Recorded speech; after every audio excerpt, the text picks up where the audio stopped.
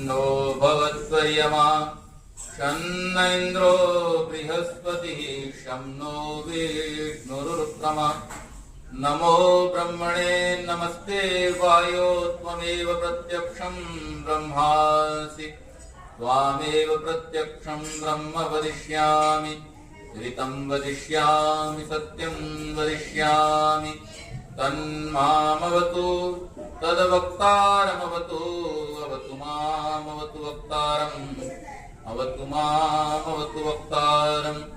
ओम शांति शांति शांति।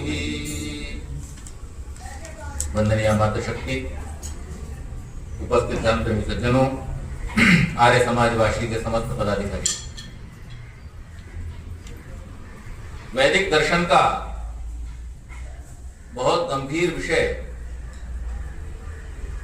अपनी क्षमता के अनुसार अत्यंत सरलता से आप सबके बीच में मैं पिछले 2 सत्रों से रख रहा हूं।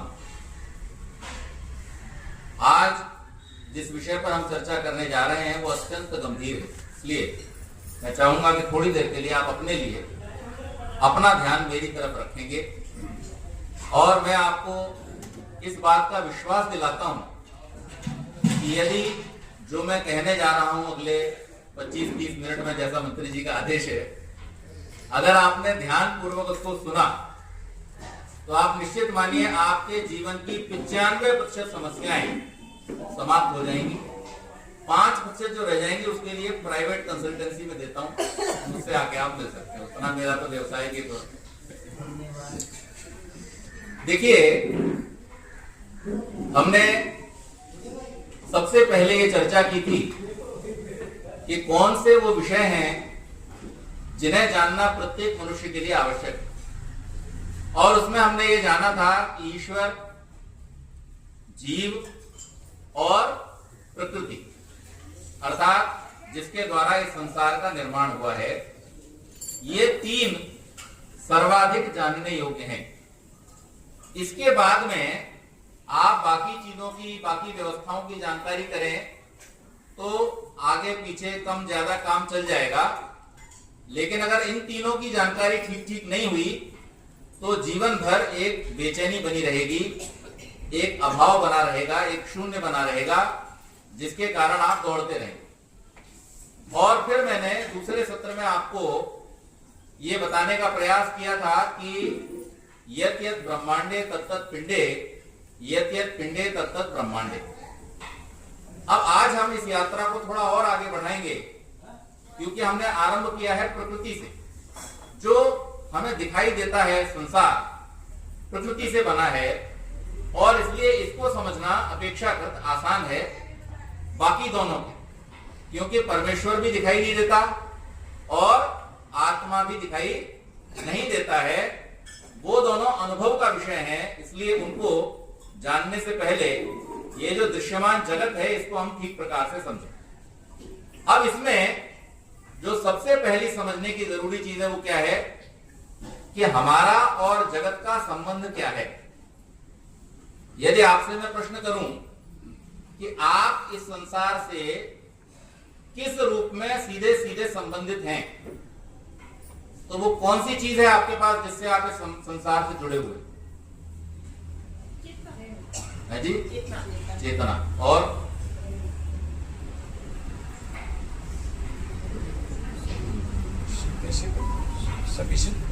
सभी से जुड़े नहीं, आप कैसे जुड़े हैं संसार से वो पूछ रहा हूं। और कोई प्रयास कीजिए, थोड़ा सोचिए। शरीर के द्वारा। प्रधान जी ने बिल्कुल सही उत्तर दिया। हम इस संसार से किसके माध्यम से जुड़े हैं? शरीर के माध्यम से हम प्रकृति से जुड़े हुए हैं। अन्यथा आत्मा की सत्ता भिन्न है और प्रकृति की सत्ता भिन्न है। लेकिन ये जो जुड़ाव है, इस जुड़ाव का जो साधन है, जो सेतु है, जो ब्रिज है, वो क्या है? हमारा शरीर। और इस शरीर को अगर हमने ठीक प्रकार से समझ लिया तो आप निश्चित मानिए कि आपकी समस्याओं का निवारण हो जाए। आमतौर पर व्यक्ति अपने जीवन में जब भी किसी प्रकार के रोग से ग्रसित होता है, किसी तकलीफ में होता है, सिर दर्द हो गया, बुखार आ गया, पेट खराब हो गया, तो क्या करते हैं हम? बाजार से गोली ले आते हैं और क्या कर देते हैं, सिर दर्द को बंद कर देते हैं, दवा देते हैं, पेट दर्द को बंद कर देते हैं, दवा देते हैं ना। लेकिन आपने कभी अगर इस बात पर विचार किया हो कि हमारा ये शरीर कभी बिल्कुल ठीक चल रहा है और कभी सिर में अचानक दर्द होने लगा, इस पर थोड़ा सा विचार कर लेंगे तो हमें ये पता चल जाएगा कि कहीं ना कहीं कुछ गलत हुआ है, और उस गलत होने के कारण से हमें ये संकेत मिल रहा है। देखिए, ये जो मोबाइल प्रीति जी लेके बैठी हैं और आप सबके पास भी ये होगा, इस मोबाइल को जब आप बाजार से लेकर के आते हैं तो आपको कुछ विशेष निर्देश दिए जाते हैं कि भाई इसको कितना चार्ज करना है, कैसे चार्ज करना है, क्या क्या इसके साथ में नहीं करना है जिससे ये खराब हो सकता है। ये सारी बातें आपको बता दी जाती हैं और आप उसके अनुसार अपने उस यंत्र का इस्तेमाल करते हैं। सारे यंत्रों के साथ में यही बात। तो शरीर एक ऐसा यंत्र है जो मानव निर्मित नहीं है। ये किसने बनाया है? ईश्वर ने। और इस ईश्वर निर्मित यंत्र की विशेषता क्या है कि इसके लिए आपको बाहर से किसी मैनुअल की जरूरत नहीं है। इसका मैनुअल भी परमात्मा ने अंदर ही फिट कर दिया है। अब जब आप इस शरीर को समझना शुरू करते हैं, इससे जुड़ना शुरू करते हैं, इससे वार्तालाप शुरू करते हैं, तब आपको ये शरीर स्वयं बताता है कि आपके शरीर में कहां क्या समस्या हो रही है। जैसे जब आप स्वादिष्ट के नाम पर बहुत ज्यादा या भारी भोजन कर लेते हैं तो शरीर आपसे क्या कहता है? शरीर आलस्य में पड़ने लगता है। ये शरीर आपसे कह रहा है भाई अभी इस बार तो स्वाद के चक्कर में फंस गए थे, अगली बार ध्यान रखना, इससे मेरी हालत खराब होती। तुरंत संकेत देता है। आप जब बहुत अधिक श्रम, अपनी क्षमता से ज्यादा परिश्रम करते हैं, शारीरिक श्रम करते हैं, तो शरीर तुरंत आपको संकेत देता है कि अब ये मेरी सीमा से ज्यादा हो रहा है, अब आप रुक जाइए। जब आप क्रोध करते हैं तो शरीर में रोमांच पैदा हो जाता है। कुछ लोग तो इतने ज्यादा क्रोधित हो जाते हैं कि कपकपाने लगते हैं, कपकपाने लगते हैं। और कंपन किस बात का संकेत है? ये ठीक नहीं हो रहा है, ये क्या हो रहा है? गलत हो रहा है। इसी प्रकार से जब आप असत्य बोलते हैं, आपके अंदर रोमांच पैदा होता है। आप बोल तो रहे होते हैं लेकिन भय, शंका, लज्जा, ये सब आपके मन में उत्पन्न हो रहे होते हैं। ये आपका शरीर परमात्मा ने इतना दिव्य बनाया है, इतनी सूझबूझ के साथ बनाया है कि इस शरीर के अंदर सब कुछ उसने सेट कर दिया है। और आपकी जो शारीरिक बीमारियां हैं उनका 90% जो है वो आपके मानसिक कारणों से होता है। जैसे जो व्यक्ति अधिक क्रोध करते हैं उन लोगों को स्वाभाविक रूप से आपने देखा होगा श्वास की समस्या हो जाती है। आप देख लो कोई गुस्सा करने वाला आदमी हो, थोड़े दिनों बाद उसकी हालत नहीं होती, वो श्वास की तकलीफ हो जाती है, वो श्वास नहीं ले पाता ठीक प्रकार से। क्यों? क्योंकि एक बार किया हुआ क्रोध आपके फेफड़ों की लाखों कोशिकाओं को नष्ट कर देता है, उनको खराब कर देता है। अब ऐसा आप लगातार करेंगे, लगातार करेंगे, लगातार करेंगे तो क्या होगा?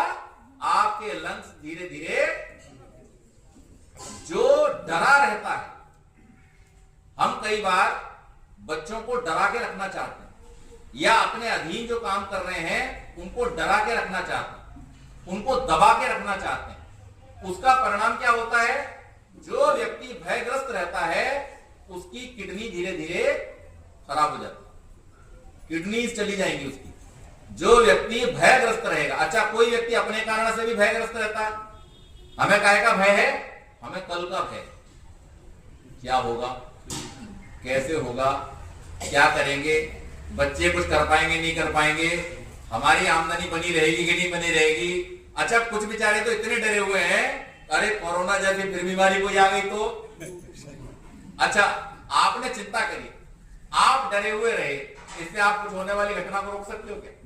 नहीं रोक। लेकिन इससे होगा क्या कि आपका ये शरीर जरूर उसका प्रभाव झेलेगा और धीरे धीरे धीरे धीरे आपकी जो किडनीज हैं, आपके जो है ना फिल्ट्रेशन यूनिट है, वो क्या हो जाएगा? खराब होने लगेगा। इसी प्रकार से जो लोग निरंतर तनाव में रहते हैं, तनाव, अब ये तनाव कहीं बाहर से आने वाली चीज नहीं है, तनाव आंतरिक उपज है हमारी मन की। किस बात की?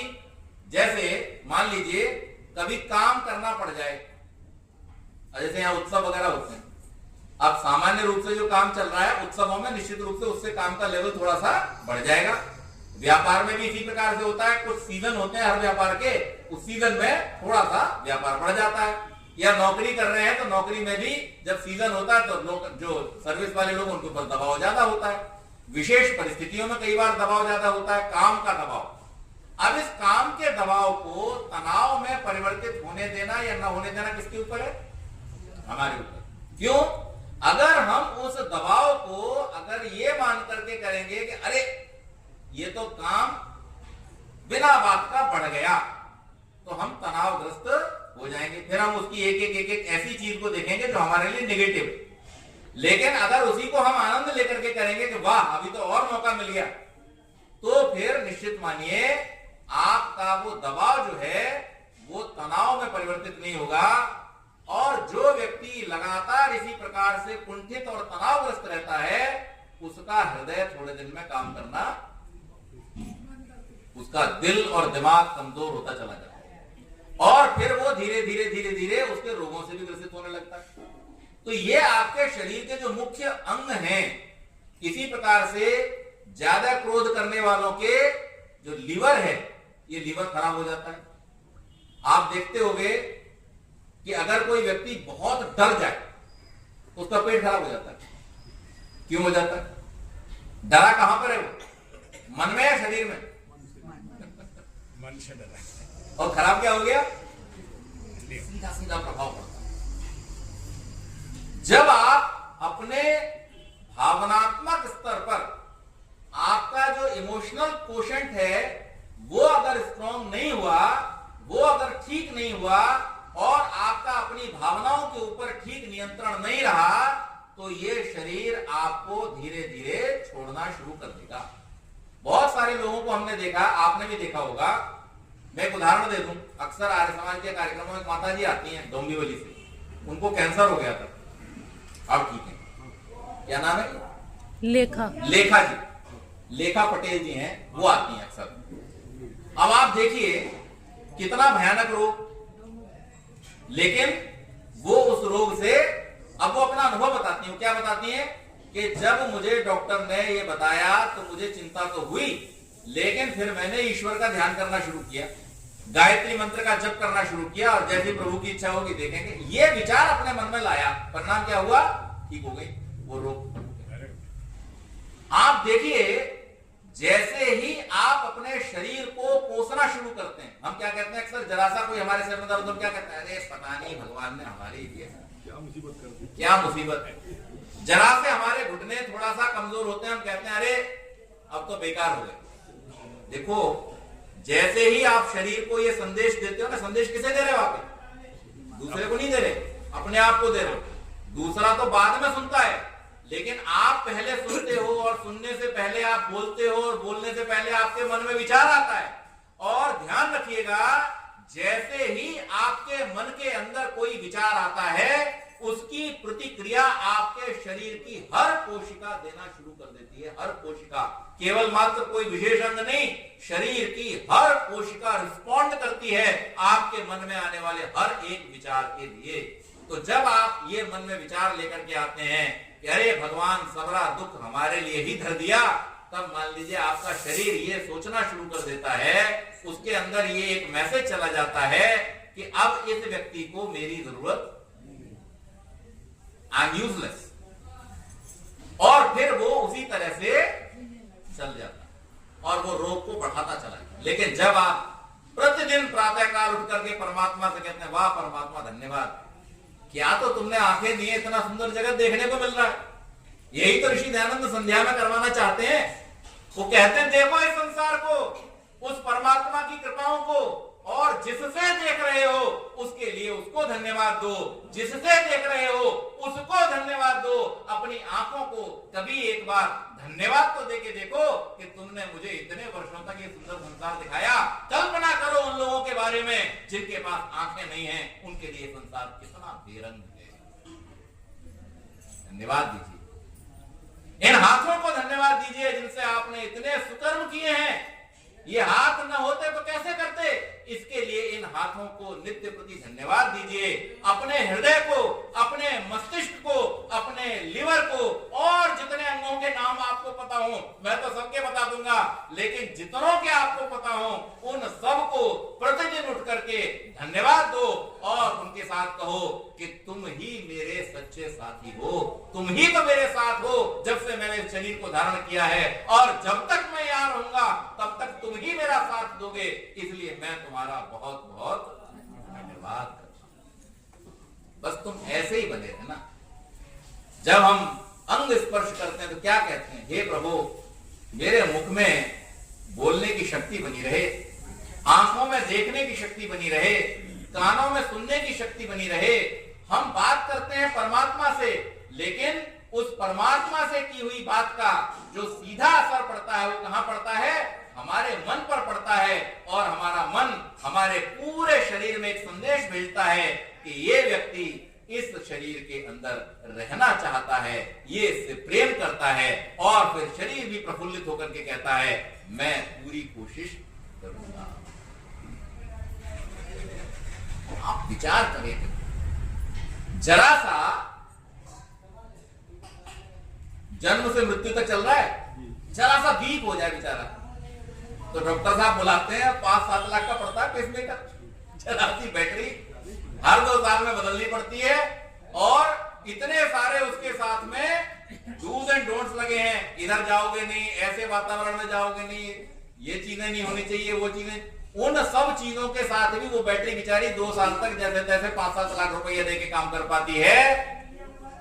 लेकिन जन्म से लेकर शताधिक आयु प्राप्त करने तक ये हृदय लगातार आपको सर्विस दे रहा है, धड़क रहा है आपके लिए, आपके पूरे शरीर को चला रहा है। इस दिल को दिल पर हाथ रख के बताओ कितने लोगों ने अब तक धन्यवाद दिया? कभी नहीं। हम कितने आसान परामर्श हैं, कितने आसान परामर्श कृतज्ञ हैं हम कि जो हमारा हर समय साथ देता है। अरे अभी थोड़े दिन बाद जिन लोगों के पैर काम करना बंद करेंगे या जिनके शरीर में थोड़ा कंपन शुरू होगा, उनका जब हाथ पकड़ करके कोई दरवाजे तक ले जाएगा, उसको 100 आशीर्वाद देंगे। वाह बेटा, तूने बहुत अच्छा किया, तूने ये कर दिया, तूने वो कर दिया। आजकल कौन ऐसा करता है? लेकिन जो पैर आपको 80 साल तक चलाते रहे, उन पैरों को कभी धन्यवाद देने की आपने कोशिश की नहीं की। हम इनको तो मानते ही नहीं कि ये कुछ है। Taken for granted. If you have taken these for granted, they will also take you for granted. जब इनका मना करेगा, जब इनका मन आएगा, तभी आपको छोड़ करके। तो अगर हमें संसार के साथ जुड़ना है, अगर हमें परमात्मा के साथ जुड़ना है, तो उससे पहले आवश्यक क्या है? हम खुद के साथ जुड़ें, और खुद में भी हमारा ये जो सुंदर दिव्य शरीर उस परमात्मा ने हमको दिया है, इस शरीर के साथ में हम जब जुड़ जाएंगे, इस शरीर को जब हम समझना शुरू कर देंगे, आपको मालूम है, शास्त्र पढ़िए पता चलेगा आत्मा क्या है? लाचार है। किसके बिना? कुछ नहीं कर सकते। शरीर माध्यम खलु धर्म साधनम, यही धर्म का साधन है, और यह साधन आपको परमात्मा ने दिया है। इस परमात्मा के दिए हुए साधन में आप क्या कर रहे हैं? हम प्रत्येक मिनट में 10 से 12 बार, और जो लोग अभ्यास नहीं करते हैं वो 20-25 बार सांस लेते हैं, और जो एथलीट है वो 2 से 3 बार मैक्सिमम सांस लेते हैं। जो अभ्यासी है मिनट में 1 बार सांस लेते हैं। अच्छा, ये सांस में हम क्या ले रहे हैं अंदर? है जी? कोई फिल्टर लगा है? ऑक्सीजन ही जाएगी अंदर। आज देखता हूं, आप जो वायु अंदर ले रहे हो, कहीं कोई फिल्टर लगा है कि केवल ऑक्सीजन जाएगी? वो तो सारी जितनी है वायु अंदर गई। आपका क्या कंट्रोल है उसके ऊपर? लेकिन ध्यान दीजिए इस बात पर, ये सामान्य वायु जो आपके अंदर जा रही है, इस वायु को परमात्मा ने एक ऐसी मशीन आपके अंदर लगाई है जो उसको विभक्त कर देती है। किन भागों में? जिनसे आपके शरीर का रोम रोम संचालित हो रहा है। वो प्राण में, अपान में, व्यान में, समान में, उदान में, नाग में, कूर्म में, त्रिकल में, देवदत्त में और धनंजय में, इन 10 राशियों में बढ़ जाती है। और 10 राशियों में बढ़ करके आपके शरीर के पाचन से लेकर, उत्सेदन से लेकर के, रुधिर संचलन से लेकर के, आपकी तंत्रिकाओं के हिलने डुलने, मेरी जीभ के चलने, पलकों के झपकने तक हर प्रक्रिया को नियंत्रित करती है और ठीक ठीक नियंत्रित करती है। और जो कुछ आपके शरीर के लिए आवश्यक नहीं है उसको आपके शरीर से बाहर भी निकाल देती है।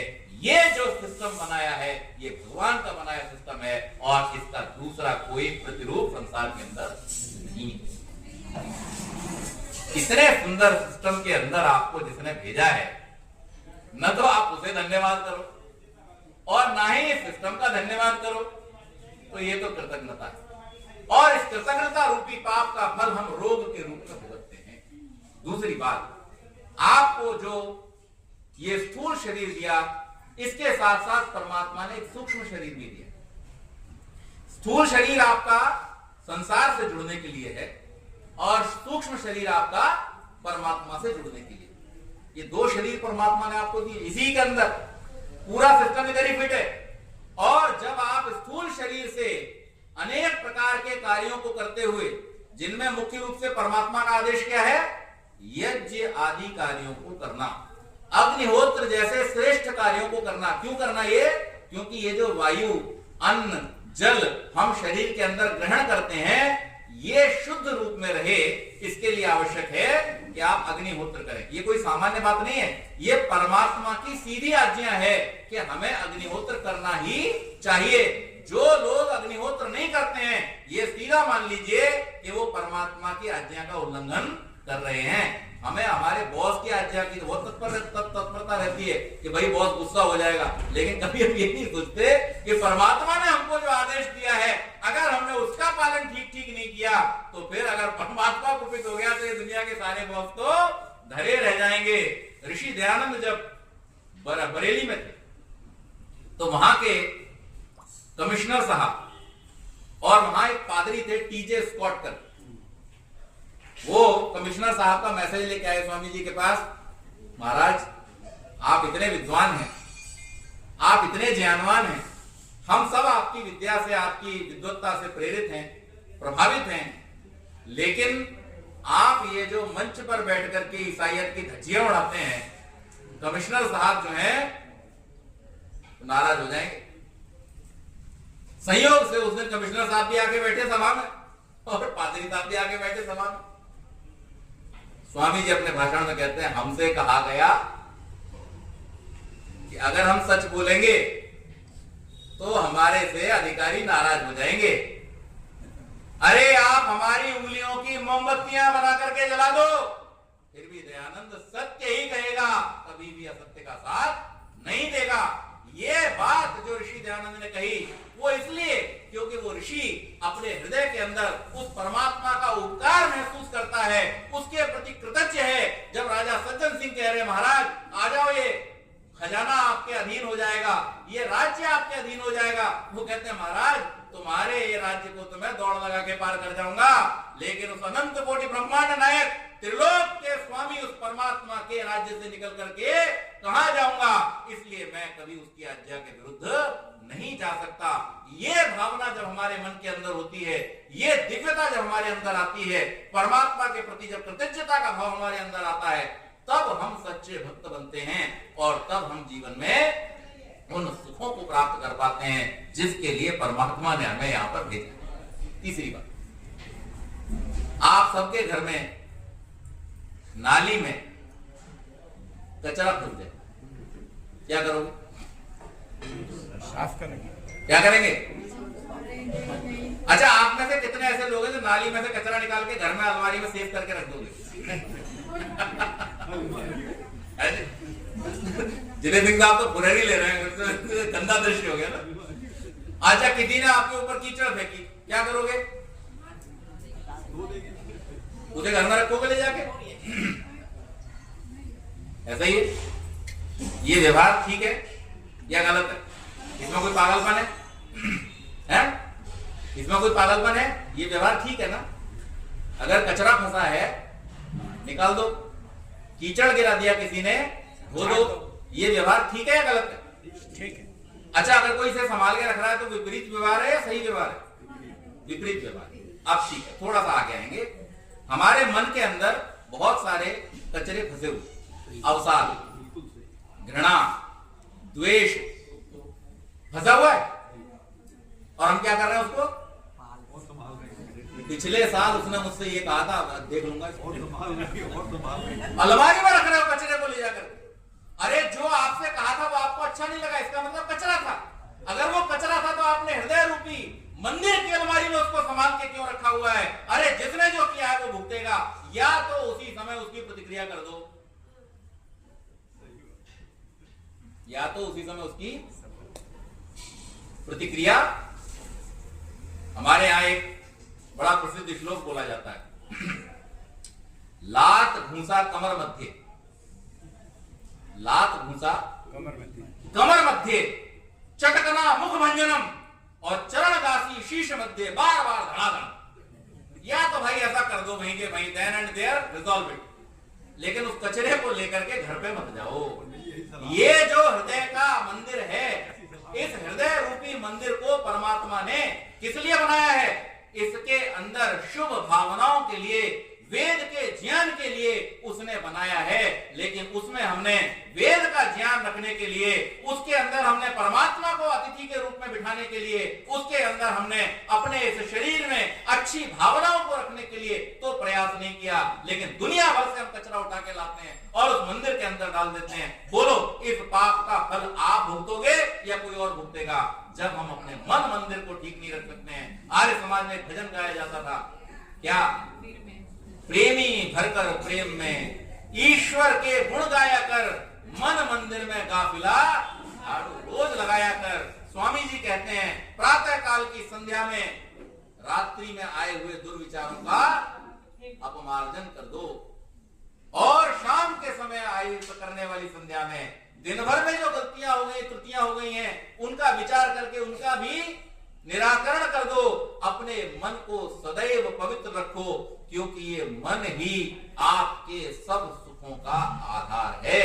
मन एव मनुष्याणाम कारणम बंध मोक्षयो, यही आपके बंधनों का कारण है, यही आपके दुखों का कारण है, और यही आपको परमात्मा से जोड़ने वाला है। आवश्यकता सिर्फ इस बात की है कि हम अपने शरीर को समझें, अपने व्यवहार का निरीक्षण करें, अपने मन को पवित्र रखें, और फिर उस परमात्मा से जुड़ने का प्रयास करें। मुझे ये बताओ, आपके रोम रोम में, जब इस सृष्टि के कण कण में परमात्मा है, आपके रोम रोम में भी है या नहीं है? अनुभव क्यों नहीं हो रहा?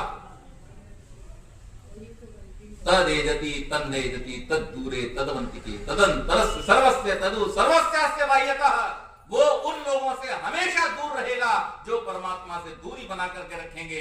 वो उन लोगों से हमेशा दूर रहेगा जो अपने आप को दुर्गुणों में जोड़ा रखेंगे। वो हमेशा उन लोगों से दूर रहेगा जो अपने मन के अंदर उल्टी सीधी बातों को भरे रहेंगे। लेकिन जो निर्मल मन से एक बार उसका स्मरण करता है, इस संसार के कण कण में वो परमात्मा उसे अपना दृश्य दिखाता है। यही परमात्मा का विराट रूप है जो श्री कृष्ण ने अर्जुन को दिखाया था। यही परमात्मा का वो विराट रूप है जिसकी राम उपासना करते थे।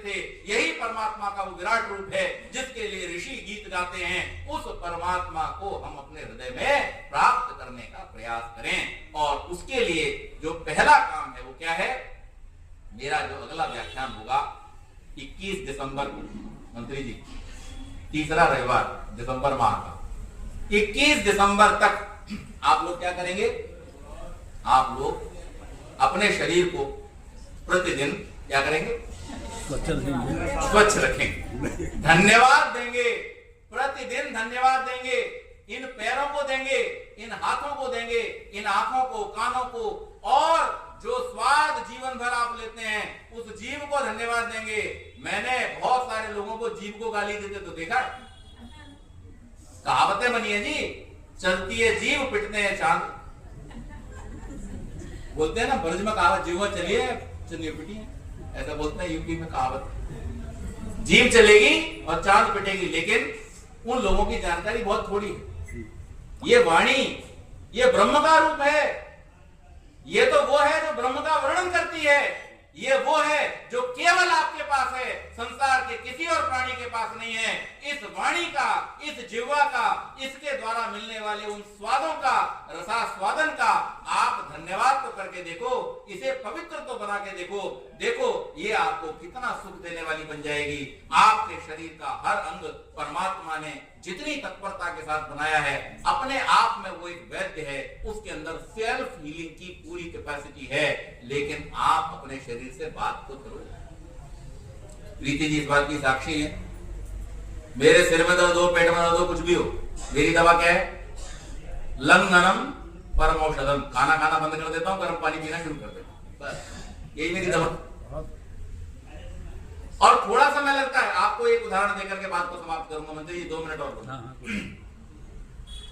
2005 17 सितंबर की बात, दिन था गणेश विसर्जन का, शनिवार था और मेरा कल्याणी नगर पुणे आर्य समाज में प्रवचन था और रविवार को सुबह मेरा चेंबूर आर्य समाज में प्रवचन था।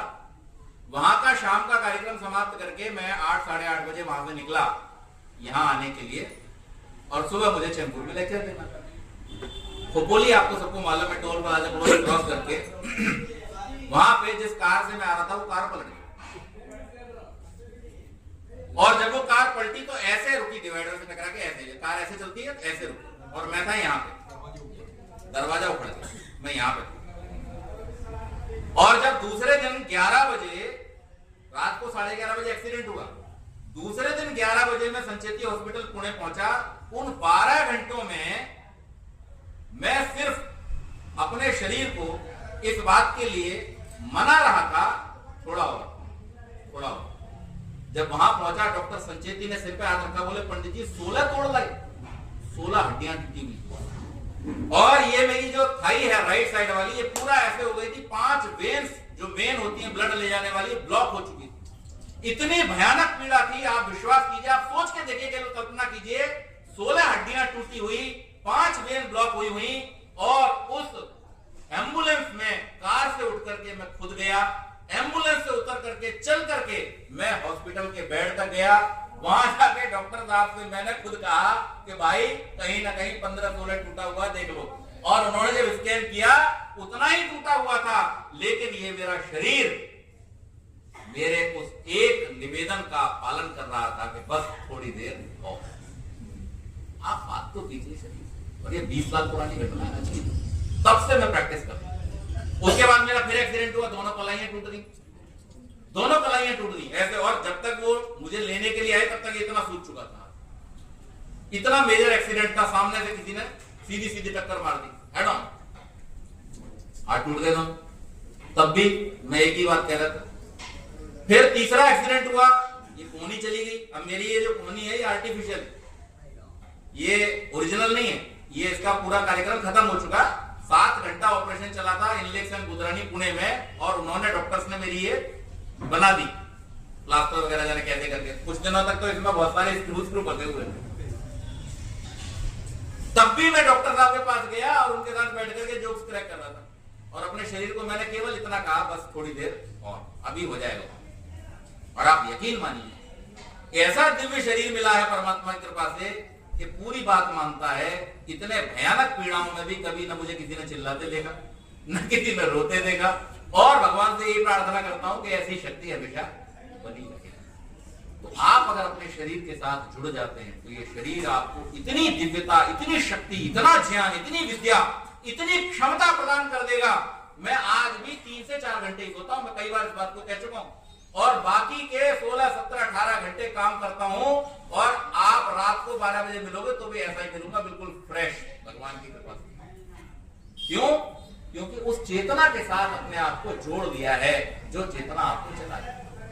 हमें सोना नहीं आता, हम बेहोश होकर गिर जाते हैं बिस्तर पर। अब आंखें बंद होने लगी, अब कुछ नहीं चलेगा, मेरा पिछले 20 साल से नियम है, प्रीति जी जानती हैं क्या, बिस्तर पे जाता हूं जब सोना है तब, अच्छा जी अब मैं सो रहा हूं और 2 मिनट बाद मैं सो चुका हूं। आपको सीखना पड़ेगा, आपको अपने शरीर के साथ जुड़ना पड़ेगा। यही आपका सबसे बड़ा मित्र है, यही आपका सबसे बड़ा साधन है और यही आपको संसार के साथ जोड़ रहा है।